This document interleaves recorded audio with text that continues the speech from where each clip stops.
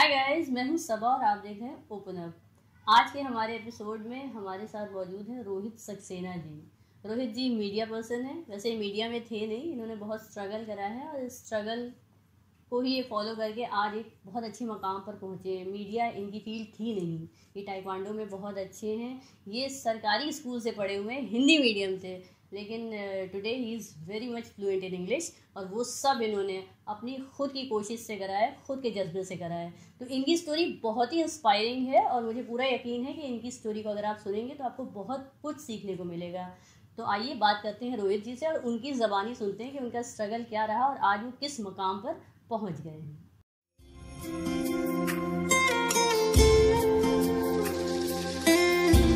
तो रोहित जी कैसे हैं आप? बहुत अच्छा हूँ सबा जी। और आपको रक्षाबंधन की बहुत बहुत मुबारक। बहुत बहुत धन्यवाद, आपको भी ईद की शुभकामनाएं। Thank you so much.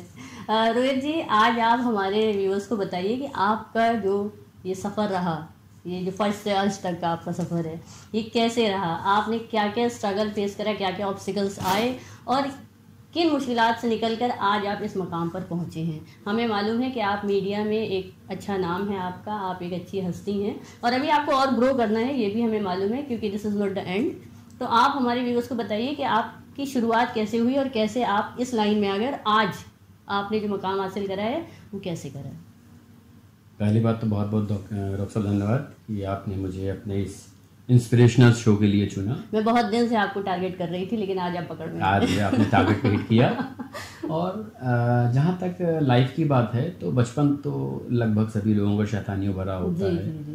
और मेरा बहुत उद्दंडता भरा रहा। ओके। इट वॉज नॉट शैतानी, इट वॉज लाइक उद्दंडता। तो आप एक बदमाश बच्चा थे? बहुत ज्यादा बदमाश, मतलब बदमाशियां ऐसा होती हैं जो माफ करी जाती हैं। मैं गुस्ताखियां करता था बचपन में बहुत ज्यादा। अच्छा। मतलब मुझे लगता है मेरे पड़ोसी रोज सुबह दुआ करते होंगे भाई आज ना आए, ऐसी स्थिति होती थी। बहुत शैतान रहा। और देखिए होता क्या है कि मैं एक बहुत साधारण परिवार में पैदा हुआ बच्चा हूँ। मेरे पिताजी बहुत ही ईमानदार रेलवे ऑफिसर रहे हैं और चूंकि सारे दायरे उन्होंने पहले से ही तय कर दिए थे हम लोगों के कि हमारी सक्सेस, हमारी फेम, हमारी डी फेम, सबका क्रेडिट और कारण हम ही होंगे। It was very much decided on a very initial stage.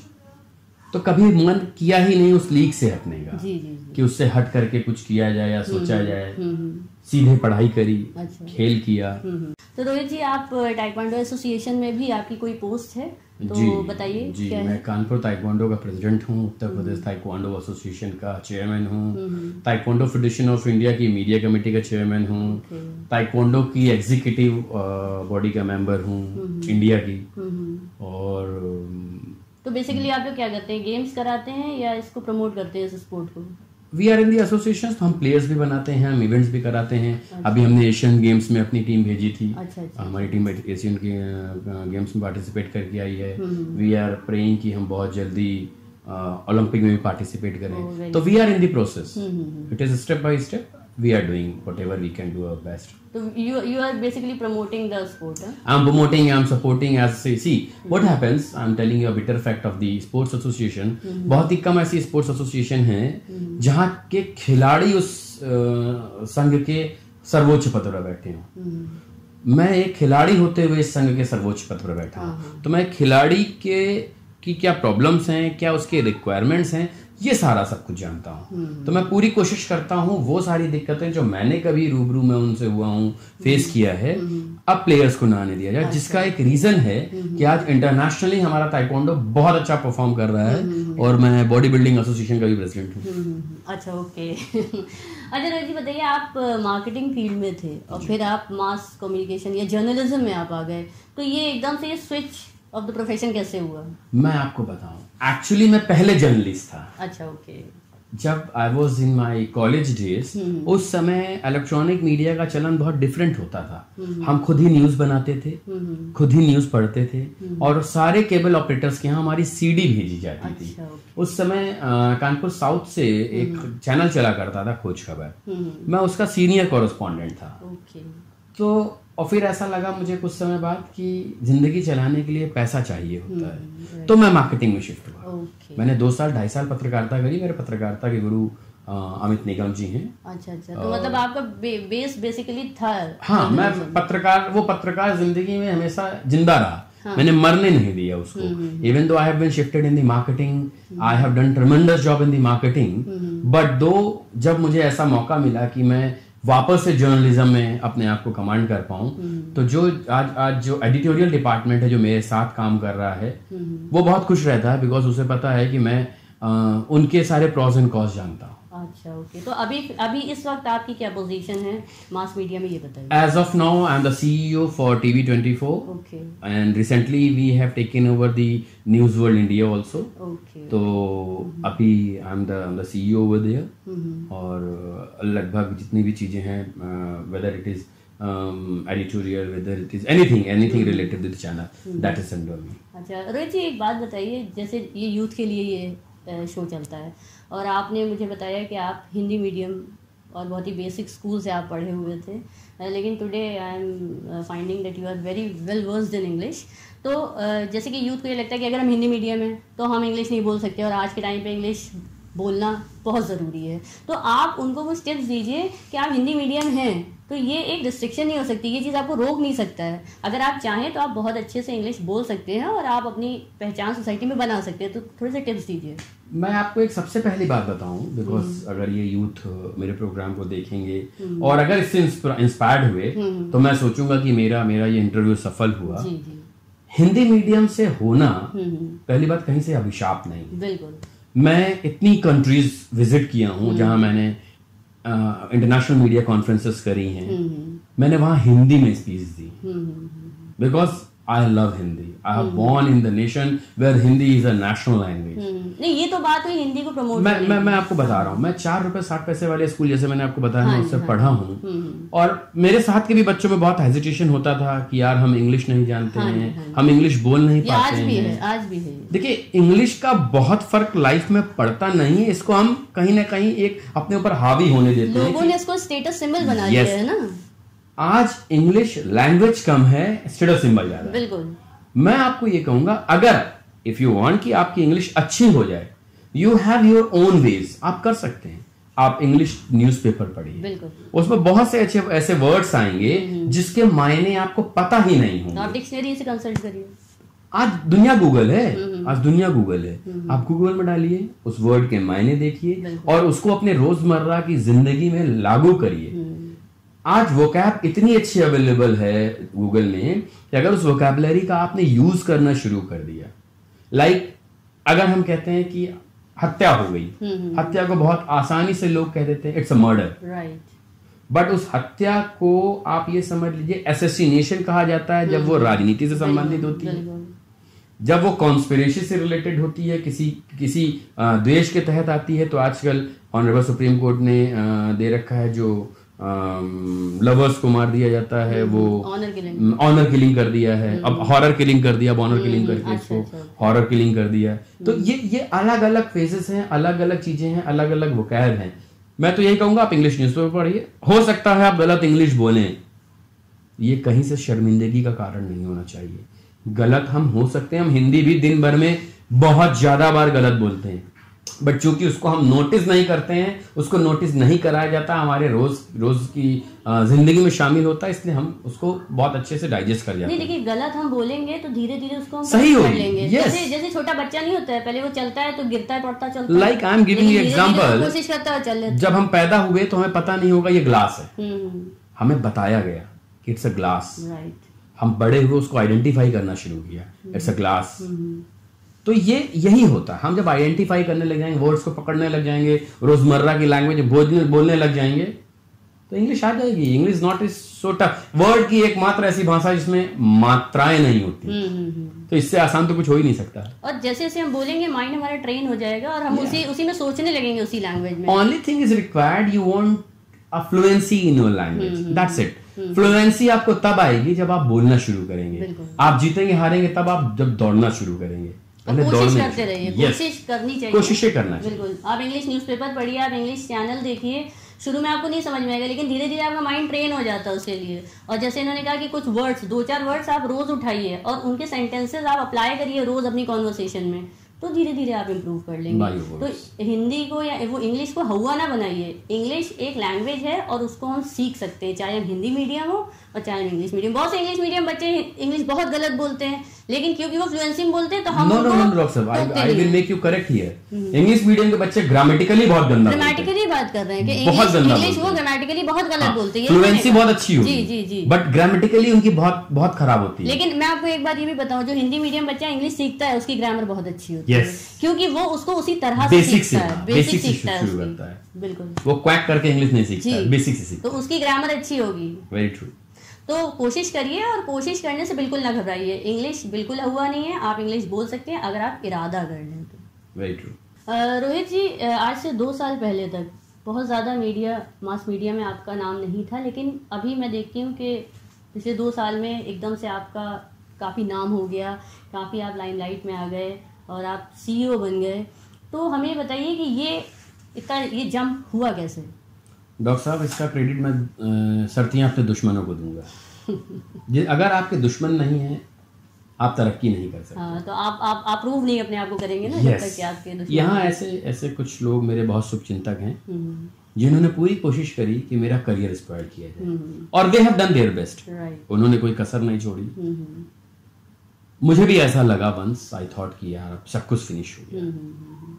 One night I was sitting with my wife, I said यार अब क्या करूंगा। तो मतलब जो वर्स्ट हो सकता था वो हो गया। उसने सिर्फ मुझसे एक सवाल पूछा, आर यू एक्यूज्ड? मैंने नो। Are you guilt? मैंने no. What then? And if you think you have that much of caliber कि तुम प्रूव कर सकते हो खुद को, तो तुम्हें बाउंस बैक करना चाहिए। बहुत अच्छी एडवाइस। उसने कहा कि तुम एक खिलाड़ी रहे हो और फाइटर रहे हो, तुमने फाइट बैक किया है, तो तुम्हारा सबसे अच्छा जवाब होगा, तुम सबको कहते रहोगे नहीं मैंने ऐसा कुछ नहीं किया, कोई नहीं सुनने वाला। सबसे अच्छा जवाब होगा तुम बाउंस बैक करो, फाइट बैक करो। और जहां तक रही फैमिली की बात, तुम जाओ और मैं फैमिली देखूंगी। अगर तुम्हें लगता है कि तुम खुद को साबित कर सकते हो तो मैं तुम्हारे साथ हूं। एंड डॉक्टर साहब, दैट वाज द नाइट जब मैंने ऑल ऑफ सडन डिसाइड किया कि मैं शहर को छोड़ के बाहर जाऊंगा और प्रूव करूंगा कि मैं वही रोहित सक्सेना हूं जो यहां तक पहुंचा है, उसके आगे जाएगा। और आज वो लोग जिन लोगों ने अपना सर्वस्व लगा दिया था मेरा करियर डुबा देने में, आज भी वो यहीं पे पड़े हैं और आज शायद मुझ तक पहुंचने में उनको बहुत टाइम लगा। बिल्कुल सही बात है। तो मतलब जैसे कहा जाता है कामयाब आदमी के पीछे एक औरत का हाथ होता है, तो आपकी वाइफ का हाथ इसमें मान लिया जाए, क्योंकि उन्होंने आपको जो मोटिवेशन दिया उसी से आप आगे बढ़े। डॉक्टर साहब, मैं आपको एक बहुत अच्छी सी बात बताऊं, मेरी लाइफ में जो महिलाएं आई, मेरी माँ, मेरी पत्नी और मेरी बेटी और मेरी 2 राखी बहनें हैं, ये मेरे लिए हमेशा बहुत इंस्पिरेशनल रही। मतलब जब पूरी दुनिया मेरे हारने का इंतजार कर रही थी, तब वो मुझसे कहती थी अब जीत के आना। बहुत अच्छी बात है। और जीतने का मजा तभी है जब दुनिया आपके हारने का इंतजार कर रही है। सही बात है, बिल्कुल सही बात है। तो बिल्कुल अच्छी बात बताइए रोहित जी ने कि अगर आपको ऐसा लगता है आप बिल्कुल शैटर्ड हो गए, आपको ऐसा लगता है कुछ नहीं हो सकता, तो फिर भी एक कोशिश करिए। अपने अंदर का जो आपका खिलाड़ी है, जो फाइटर है, उसको एक चांस और दीजिए, तभी आप कुछ कर सकते हैं और तभी आप कुछ ऐसा करके दिखा सकते हैं दुनिया को जो वो एक्सपेक्ट नहीं कर रही है। मैं आपको इसके लिए एक चीज़ और जोड़ूंगा। अभी हम लोगों ने हाल में ही इंटरनेट के एक स्टार को देखा, डब्बू अंकल। हाँ जी, डांस। आप सोचिए वो शख्स कितने समय से गोविंदा को फॉलो कर रहा होगा, तभी वो बहुत अच्छी कॉपी कर रहा होगा। लेकिन एज के एक ढलने वाले मुकाम पर आकर के जब उसने सोचा होगा कि अब उसकी एज खत्म हो गई, तब वो पॉपुलर हुआ। अगर आप KFC के ओनर की कहानी सुने, 69 ईयर के बाद, 200 बिजनेस के फ्लॉप होने के बाद उसको सफलता मिली। और देखिए, जो लोग सफलता के लिए केवल भागते हैं, सफलता से घबराते हैं, रिस्क लेने से घबराते हैं, वो कभी तरक्की नहीं करते। नहीं, देखिए असफलता से भी आपको सीखने को मिलता है, बहुत कुछ सीखते हैं। मैं हमेशा एक ही चीज कहता हूँ डॉक्टर साहब, आपने अगर मेरे फेसबुक पेज देखा होगा, मैं हमेशा कहता हूँ either you will win or you will learn, you will never lose. Right. और कोशिश करते रहिए। देखिए हार तब तक नहीं होती जब तक हम कोशिश करना नहीं छोड़ते। जिस दिन हम कोशिश करना छोड़ देंगे, उसी दिन मैं आपको बताता रहा हूँ कि मुझे तो ऐसा लगा कि यार सब कुछ स्पॉइल हो गया, भाई लोगों ने अपना सर्वस्व करके मेरा सब खराब कर दिया। हाँ जी। और वो एक सिंगल सवाल कि are you guilt, I said no. आज मैं उसी कंपनी में जहां वो लोग जिस मुकाम पे बैठे थे उसी कंपनी के सर्वस्व पद पर बैठा हूँ और वो आज भी वहीं बैठे हैं। बहुत अच्छी बात है, बिल्कुल आपने साबित कर दिया अपने आप को। अभी बहुत बचा हुआ साबित करना, अभी तो शुरू किया, 2 साल हुए। यही एटीट्यूड होना चाहिए कि कभी भी सेटिस्फाई नहीं होना चाहिए, तभी आप इम्प्रूव करेंगे। तो अभी मैं शुभकामना दे रही हूँ कि आप अभी और ऊंची बुलंदियों तक जाएं और ऊंचे मुकाम पर जाएं, इंशाल्लाह आप जाएंगे। थैंक यू डॉक्टर साहब, thank you very much. Rohit ji, हमारे शो का एक सेगमेंट है, इसमें जो भी हमारे मेहमान आते हैं वो हमको रिलीजियस हार्मनी पे यूथ को एक मैसेज देते हैं, क्योंकि हमारा शो यूथ देख रहा है, वो आपको फॉलो कर रहा है, आपकी कहानी से सीख रहा है, इबरत ले रहा है, वो आपको फॉलो करेगा, आपके स्ट्रगल को देख रहा है और कुछ ना कुछ वो बन के दिखाएगा। तो आप उसे ये भी बताइए कि रिलीजियस हार्मनी कितनी ज़रूरी है, मतलब धर्म के नाम पर जो लड़ाई झगड़े होते हैं उनमें नहीं पड़ना चाहिए, ये सब सिर्फ पॉलिटिक्स है। अगर आप कुछ कंस्ट्रक्टिव करेंगे तभी आप अपने लिए या देश के लिए कुछ कर सकते हैं, डिस्ट्रक्टिव कामों में ना पड़ें। तो एक अच्छा सा मैसेज हमारे यूथ को आप दीजिए। डॉक्टर साहब, मैंने ये सवाल कई जगह मैं लेक्चर देने गया, मैंने पूछा लोगों से, मुझे विश्व में किसी एक देश का नाम बताएं जो धर्म के नाम पे चला हो और उसने तरक्की करी हो। एक भी देश हम ऐसा नहीं पाएंगे, बर्बादी हो गया। यस, बर्बाद हो गया। एग्जैक्टली, आपने एक शब्द में बता दिया। जो भी धर्म के नाम पे केवल आगे चला है उस देश का सिर्फ एक ही हश्र होता है, बर्बाद होना। मैं आपको बताऊं, मैं चूंकि ऐसे एरिया में पैदा हुआ जो मुस्लिम बाहुल्य था। अच्छा। मैं बहुत अच्छे से जानता हूं आज जितना डिफरेंस दोनों के बीच में खड़ा कर दिया गया है उतना डिफरेंस होना नहीं चाहिए। ये राजनीतिज्ञों का काम है, हिंदू मुस्लिम करना उनका काम है। मैं आपको बताऊं, मैंने ये फेसबुक पे शेयर किया था, बहुत अच्छा, लोगों ने बहुत इस पे अच्छा रिस्पांस दिया। जैसा मैंने बताया, मैं मुस्लिम एरिया में पैदा हुआ और फॉर्चुनेटली उस दिन होली जुमे के दिन पड़ गई। अच्छा, ओके। तो अम्मा, मैं अपनी माँ को अम्मा कहता था, तो अम्मा हमसे बोली कि बेटा 1 बजे नमाज, क्योंकि मस्जिद हमारे घर के ठीक पीछे थी, बोले बेटा ऐसा है 1 बजे जुमे की नमाज का टाइम होता है, खेल के जल्दी आ जाना। बचपन समय की पाबंदियों में नहीं जिया जाता। और चूंकि मैंने बताया मैं घनघोर शैतान टाइप का बच्चा था, तो नमाज का टाइम हो चुका था और मैं गुब्बारे भरे बैठा था। अच्छा। और मैं यही सोच रहा था, क्योंकि दिमाग में इतना भर दिया गया था कि अगर तुम कलर फेंकोगे तो झगड़ा हो जाएगा, ये हो जाएगा, वो। बट फिर भी शैतानियां बच्चे की अपनी ही होती हैं। और मैं गुब्बारे भर के ऐसे बैठा रहा। बशीर चचा हमारे पास रहते थे घर के सामने वाले सोसाइटी में, वो नमाज पढ़ने जा रहे थे और he was very neat and clean with white cloth, नए कपड़े। तो मैं बड़ा असमंजस में था कि गुरु क्या किया जाए, मारा जाए कि ना मारा जाए, मारा जाए कि ना मारा जाए, और मारा जाए तो बवाल ना हो जाए, यही चूंकि दिमाग में यही भरा गया था। तो मैं गुब्बारे लिए बैठा था, बशीर चचा की अचानक से निगाह मुझ पर पड़ गई। तो बोले तुम मानेगा नहीं, ये उनके वर्ड्स थे। तो मैंने हंस दिया। तो बोले देख मैं तैयार होकर नमाज पढ़ने जा रहा हूँ, टाइम हो रहा, शैतानी मत करना। बट कहीं ना कहीं मेरी नजरों से, मेरी बॉडी लैंग्वेज से उनको फील हो रहा था कि मैं सेटिस्फाई नहीं हो रहा हूँ उनकी बातों से। तो all of sudden he said अच्छा जल्दी कर, फिर मैं जल्दी से तैयार होकर जाऊं। I was shocked. मैंने जल्दी से उनको गुब्बारा मारा, पूरा उनके कपड़े पे कलर पड़ा। अच्छा। और वो जल्दी से वापस गए, उन्होंने दूसरा कपड़ा पहना और वहां से जाते समय आके बताऊंगा तुझे। ये ऐसा देखिए, ये हिंदुस्तान रहा। मैंने बताया मैं मुस्लिम बाहुल्य एरिया में रहा और हमारे यहाँ जन्माष्टमी को हम जवाबी कीर्तन कराते थे। बहुत अच्छा पार्टिसिपेशन करते थे वो। ये ऐसा मुल्क रहा है, हमने आजादी की लड़ाई साथ लड़ी है। ये 2 करने का काम अंग्रेजों ने शुरू किया था, जिसका उनका फायदा देखते हुए हमारी राजनीतिक पार्टियों ने बहुत अच्छे से किया। होता क्या है कि अगर आप मुस्लिम की तरफ बोलने लग जाएं तो बोलते हैं कि आप सेकुलर हैं, ठीक है ना। अगर आप हिंदुओं की तरफ बोले आप सांप्रदायिक हैं। नहीं, मैं कहूंगा कि हम दोनों ही, मैंने हमारे देश में अशफाकुल्ला खां और राम प्रसाद बिस्मिल, अबुल कलाम साहब, ये लोग पैदा हुए हैं। इनकी कुर्बानियां, इनकी संगत, मुझे नहीं लगता इस देश को कभी भुलाना चाहिए। और ये ध्यान रखिए, धर्म के नाम पर राजनीति करने का समय बहुत छोटा होता है। There is a phrase in English, you can make some people fool for all time, all people fool for some time, but you cannot make fool all people for all time. Right. बहुत limited दायरा होता है, बहुत limited समय होता है, लोगों को बाद में समझ में आता है और तब तक हम अपने देश में बहुत कुछ खो चुके होते हैं। तो मेरा युवाओं को सिर्फ यही कहना होगा, धर्म के नाम पर मत लड़ें, एक दूसरे की मदद करें, साइंस के नाम पे लड़िए, तरक्की के नाम पे लड़िए, डेवलपमेंट के नाम पे लड़िए, यही आपको आगे ले जाएगा। कंपटीशन जब होगा तो ये कंपटीशन है, मंदिर और मस्जिद का कंपटीशन कहीं मायने नहीं। बिल्कुल सही बात है। तो धर्म देखिए कोई बुरा नहीं होता है, बस वो इंसान बुरा है जो धर्म को अपने पर्पस के लिए, अपने इंटेंशन के लिए गलत तरह से यूज करता है। धर्म हमारी अपनी आइडेंटिटी है, उसका देश से कोई मतलब ऐसा सरोकार नहीं कि हमारा हिंदू होने से हिंदुस्तान हमारा हो गया।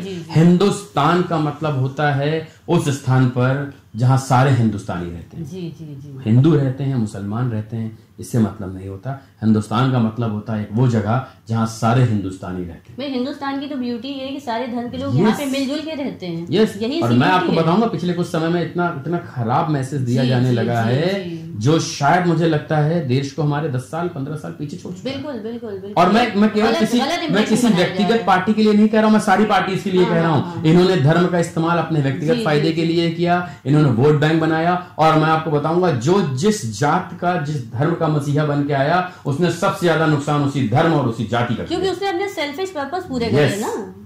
कोई भी धर्म को एक अच्छे इंटेंशन से यूज यहाँ नहीं करता है पॉलिटिक्स में। ये लोग सिर्फ और सिर्फ अपने फायदे के लिए उसको यूज करते हैं और युवाओं को सिर्फ गुमराह किया था। देखिए मैं आपको बताऊं, कुछ दिनों पहले इंटरनेट पे एक फोटो वायरल हुई थी जिसमें लिखा था कि बंगाल में कुछ मुस्लिम युवक एक हिंदू लड़की का सरे बाजार कपड़ा फाड़ रहे हैं।